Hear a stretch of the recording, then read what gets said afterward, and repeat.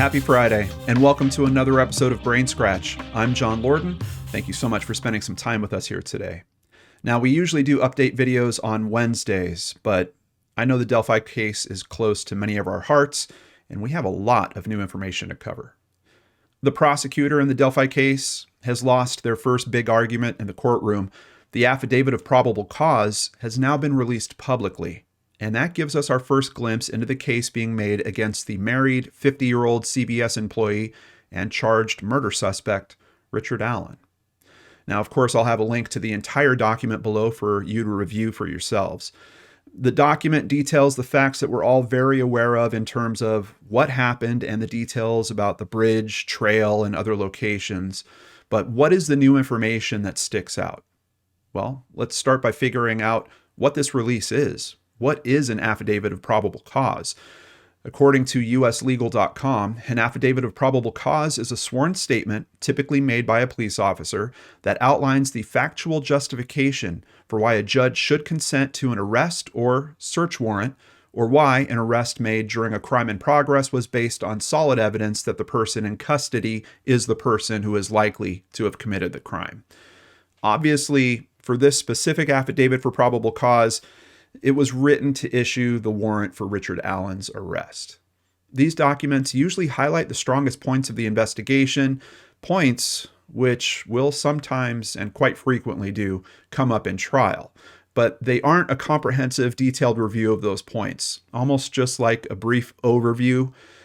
But in the trial, of course, those points are going to be dissected much, much further, with experts weighing in on both sides, especially for one of the points in particular that we're going to be discussing. Now, the only concession that the courts made for the prosecution in the release of this information was redacting the names of several witnesses. That kind of messes up the interpretation of the document quite a bit. I'm seeing some news companies that are actually thinking that there is only one group of 3 witnesses and all that information's coming from them. That's not what's going on here. There's at least 5, possibly 6 witnesses that are being discussed in this document. It's just hard to know for sure when all the names have just been wiped out.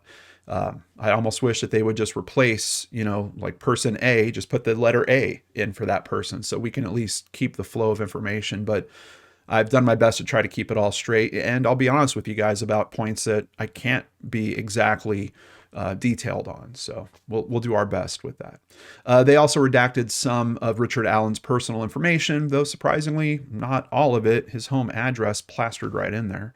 Everything else pretty much clear in the new document. But with those new details comes a lot of new questions and, of course, critique from the online community. The document states that the prosecution is charging him with 2 counts of murder and believes he killed while attempting to kidnap who they refer to as victims 1 and 2, obviously Abigail Williams and Liberty German, respectively, as they note that victim 2 recorded the suspect on their phone. The affidavit reveals that 3 juveniles were interviewed who were on the trail that day. And to be honest, the redactions here, these ones really hurt the understanding of the information. The 3 voices can't be easily separated, but here we go. I'm going to do my best. One said that they encountered a male walking who was kind of creepy and was wearing, quote, like blue jeans, a like really light blue jacket, and his hair was gray, maybe a little brown, and he didn't show his face. Another one of the juveniles, a female, said she said hi to a man on the trail, but the man just glared at her. She described his clothing as all black and said he had something covering his mouth. Now, there is more description that is obviously not from witness 1, but could be from witness 2 or possibly even the 3rd witness. It says that he was actually wearing a black hoodie, black jeans, and black boots, and that he had his hands in his pants. Eyewitness testimony certainly isn't foolproof, but having these 2 distinct clothing descriptions, and one of those not really being a great match for the man that we've seen in the video for all these years, kind of has me wondering what's going on with this information. Now, keep in mind, I can't make the clarification on the witnesses due to the redactions, but it seems to me that 2 out of the 3 girls believe that they actually saw a man in black. The one that was the strongest match in terms of clothing is literally telling investigators that they encountered the man who matched the description of the photograph taken from Libby's phone. And I just have to wonder if their memory has been colored by the information that came from the nightly news. Regardless, these witness statements don't really help identify the man as Richard Allen. One of the witnesses told investigators the man was walking with a purpose, with his head down and his hands in his pockets, and she didn't get a good look at his face. We know another one of the witnesses said they also didn't get a great look at his face. The statements basically just reaffirm what we already know, that there was a monster in jeans and a windbreaker out there on that day. This trend continues with the next witness, who essentially adds information already known, stating she believes she saw the man, again, matching the description from the video, and that she believes she also saw Abby and Libby. She also states that she saw a group of possibly 4 girls. Maybe some of those are the earlier eyewitnesses that we just talked about. The only new information that this witness adds is that she saw a vehicle parked in an odd manner at the Child Protective Services building. It was backed in near the building. For some reason, she doesn't seem to contribute information about the type of vehicle that she noticed, this odd vehicle that was sticking out. The document then shifts to another witness here, a tipster that called in, saying that he was on his way to Delphi around 2:10 p.m. and he saw a purple PT Cruiser or a small SUV parked at the CPS building. Now, both of these witnesses drew separate diagrams, and it appears that they're talking about the same vehicle. But I'm kind of surprised that the previous witness's vehicle description was omitted. I'm wondering if that means it just wasn't as solid of a match compared to the second witness, who gave a pretty strong description there. A final witness is quoted as saying that she was driving by and observed a man matching the clothing description who was muddy and bloody and appeared that he had been in a fight. This sighting happened around 3:57 p.m. Now, I just have to say, we know there was a guy out there that did this, and I don't doubt these sightings. Again, I'm just having trouble seeing how this information makes the connection to Richard Allen. I mean, when did Richard Allen even come up on the police's radar? Well, we learned that also, and it's a little surprising. He was interviewed by an officer back in 2017. The online posts about this currently are pretty unrelenting as of when I'm actually filming this video.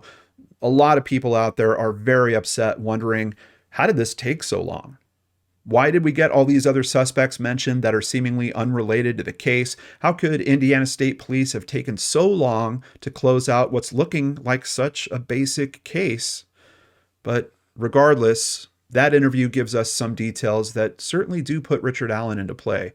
The most important of which is him admitting to being there between 1:30 and 3:30 on that afternoon. He said he saw 3 females that he did not speak with. He said he was watching his stock ticker on his phone as he walked. He didn't take any photos or video, but obviously he did have a cell phone out there. And we know Libby had a cell phone as well. Can the location data of those 2 phones possibly help in this case? Unfortunately, none of that is really gone into further in this document, but I fear that due to the processing of Allen as a suspect and how long that's taken, complete GPS, ping, and even cell phone records may be tricky or even impossible to get. According to a 2021 report at Vice.com, it varies by the cell phone provider and the type of data. Location data from cell cities and tower dumps is held for 7 years by AT&T, but only 2 years by T-Mobile, 18 months by Sprint, and 1 year by Verizon. Historical call data, once again held for about 7 years by AT&T, but all of the other carriers hold it for only around 2 years. Investigators believe that the 3 witnesses that we mentioned earlier were the group that Richard Allen is referring to, and that the vehicle noted by the later witnesses belongs to him. Now, Richard Allen doesn't own a PT Cruiser or a small SUV. He does have a 2006 Ford 500, basically a sedan, so that's not a match. And he does have a black 2016 Ford Focus. The hatchback version is sort of boxy, and with the rear spoiler add-on, it sort of does look like a PT Cruiser. Now, I haven't seen a picture of his actual car to confirm that that is the hatchback spoiler version, so I'm not 100% sure, but it does seem like a possibility. Someone thought it was purple. We know that his is black. I can see that mistake being made, especially for someone that's driving by. Now, the affidavit states that Richard told investigators that he was wearing jeans and a blue or black Carhartt jacket with a hood. He may have also been wearing a head covering. That clothing description seems awfully familiar. He also stated that he owns firearms and they are at his home. His wife told investigators that he still owned a blue Carhartt jacket. Now, in something I find completely baffling, considering that information and when it came in, we know that investigators do execute a search warrant of Allen's residence, but it's the one that we all know about from October of 2022. He would have had years to dispose of any critical evidence. Despite that, the affidavit states that they do wind up locating jackets, boots, knives, and firearms, including a Sig Sauer P226 40 caliber pistol. At this point in the document, I would love to see that they acquired the blue jacket and did some DNA analysis on it and possibly tied him to the crime scene, but this is yet another lead that is not really discussed further in this document. I'm hoping that numerous forensic tests are being run on those items. If the witness that saw the man muddy and bloody was correct, there's a very good chance that some compelling physical evidence can be located there. It's really interesting to me to see how this investigation is trying to triangulate all of the witness information. And while it seems plausible and even likely that the bridge guy and Richard Allen are indeed the same person, the document also notes that there are other people out there that day. The triangulation of witnesses is missing a connection to Richard Allen, and that's where this document takes its biggest turn. The biggest reveal from this document is an item is found at the crime scene that is reportedly linked to Richard Allen. The doc states that there was a 40 caliber unspent round found less than 2 feet away from Libby's body, basically between the bodies of the two young girls. It was not only unspent, but it had extraction marks on it, meaning it had been cycled through a firearm and ejected without being fired. This round would be a match for the Sig Sauer P226 that they found at his home.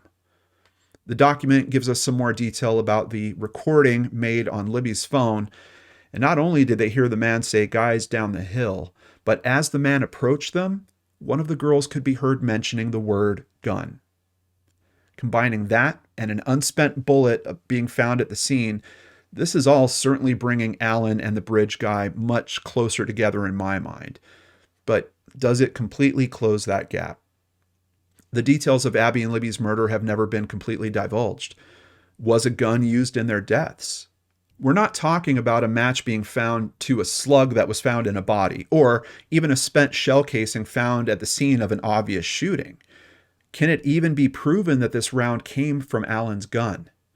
Now, the affidavit states that they sent this gun to the Indiana State Police lab, and there they've made a determination that the unspent round did specifically come from Allen's gun.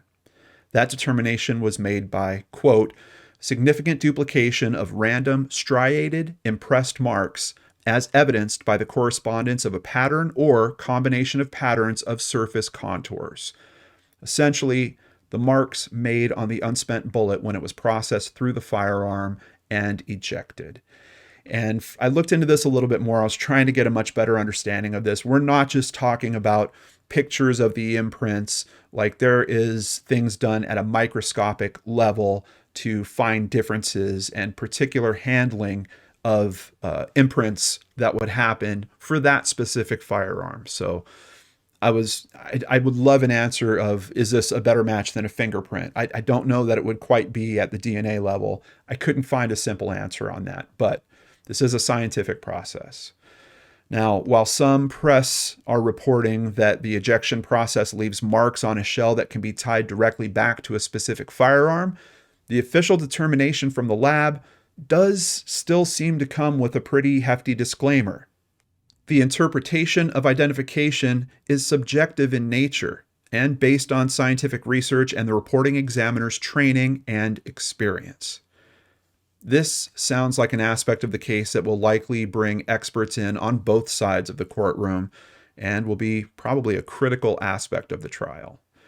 Investigators asked Richard Allen if he had borrowed the firearm or let anyone else use it. He said no. When they asked him, well, how did the bullet get there? He didn't have an explanation. The document later states that he told investigators that he didn't even know the owner of the property, who we know was Ron Logan, and that Allen had never been on that property before. According to Wikipedia, the Sig Sauer P226 is a full-size service pistol and is used by numerous law enforcement and military organizations. It seems to be the choice for our Navy SEALs here in the U.S. That being said, this is a pretty common firearm since it's been manufactured since 1989. Of course, with the testing that we're talking about here, though, they're sure that it came specifically from his. Even though we have some conflicting clothing descriptions, we basically have Richard Allen admitting to being on the scene at the right time, in the right clothes, with an item that can be traced back to him being found at the crime scene. But I also seem to recall that an agent working on the case thought that the crime scene may have been staged. Back in May of 2022, Fox 59 outlined information from a search warrant obtained by the Murder Sheet podcast, and one of those details was that, quote, it appeared the girls' bodies were moved and staged. The agent even suspected that the murderer may have physically removed something from the scene or possibly even taken photos to memorialize the scene.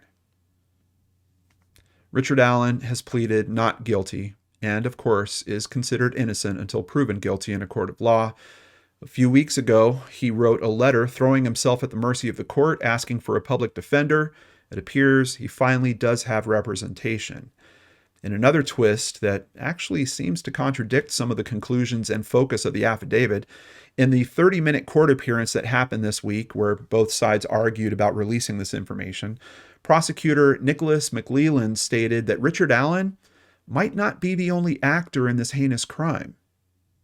He also stated that he believes the case is very solid, where Allen's attorney, Andrew Baldwin, was actually pushing for the release of these documents and called the evidence described in them, quote, flimsy.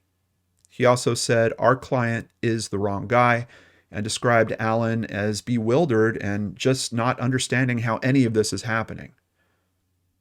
We are a long way from the end here, but please keep these families in your thoughts and prayers as they try to navigate through all of the hard emotions, public scrutiny, arguments, and just a long, very difficult process in their search for justice for Abby and Libby. Of course, we'll keep you updated on the latest here at the channel. Thank you, new patrons Justina Mazur and Beth Ditto. Since 2015, we've always run limited commercial ads for the benefit of the viewers and the families we're trying to help. Obviously, we can't do that without support. If you'd like to help, please visit LordanARTS.com. There, you can sign up for Patreon, sign up for PayPal, buy merchandise, or even just buy us a coffee like Dr. Gunsmith recently did. We really appreciate your support on our mission to run as few ads as possible and help as many cases as we can. Have a nice weekend, and please join us again on Monday for a brand new episode of Case Cracked right here on the LordanARTS channel.